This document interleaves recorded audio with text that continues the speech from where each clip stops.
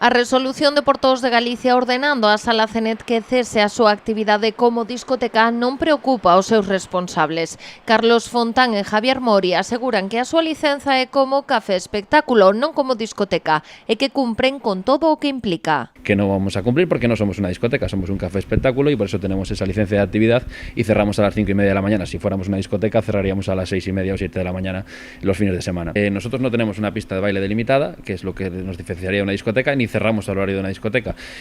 Lo que tenemos aquí es espacio de pública concurrencia en el que la gente pues, puede estar de pie, puede estar bailando, igual que en un bar puede haber gente que esté bailando o haciendo lo que le dé la gana, ¿no? Simplemente es una cuestión de horario y de un par de matices ahí técnicos, pero realmente no estamos desarrollando ninguna actividad que no podamos. Portos de Galicia tamén apunta que as obras de acondicionamento do local foron realizadas sen autorización. Fontán e Mori explican que os traballos contan cos permisos pertinentes do Concello de Pontevedra. Así as cousas, o Club Naval, que asegura que ningún dos anteriores negocios que se situaron neste local solicitaran a Portos licenza de obra, xa enviou a documentación requirida. Portos de Galicia, a raíz de unas denuncias de un vecino que, por cierto, ostenta un cargo público en el puerto de Marín, no sé si es casualidad o no, a raíz de esas denuncias solicita al Club Naval que tiene que legalizar o regularizar las obras que se hicieron también con Portos de Galicia, no solo con el Ayuntamiento de Pontevedra. Es decir, nosotros siempre mandó el proyecto, el proyecto que se había presentado el mismo Concello de Pontevedra, pero ahora Puertos nos dice que ese proyecto tiene que ir revisado por el Colegio de Arquitectos, que es lo que ha hecho el Club Naval. A nosotros por lo menos nos notifican porque somos parte interesada, pero realmente es un trámite que está haciendo el Club Naval.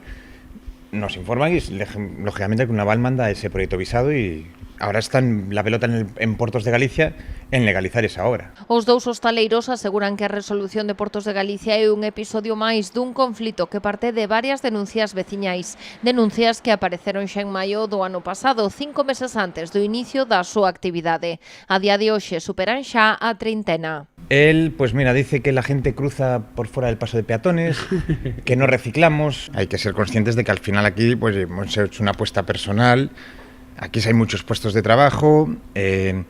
Creo que nos hemos convertido un poco en estos 3-4 meses en un poco un referente de la ciudad en tema de ocio. Contra a Sala Cenet tamén hai queixas ante a Policía Local, o Concello de Pontevedra, Costas e mesmo o Parlamento Europeo. Os empresarios consideran que é unha cruzada contra eles. Es una cruzada, creo que alega que su vivienda pierde valor por estar nosotros aquí. Sí.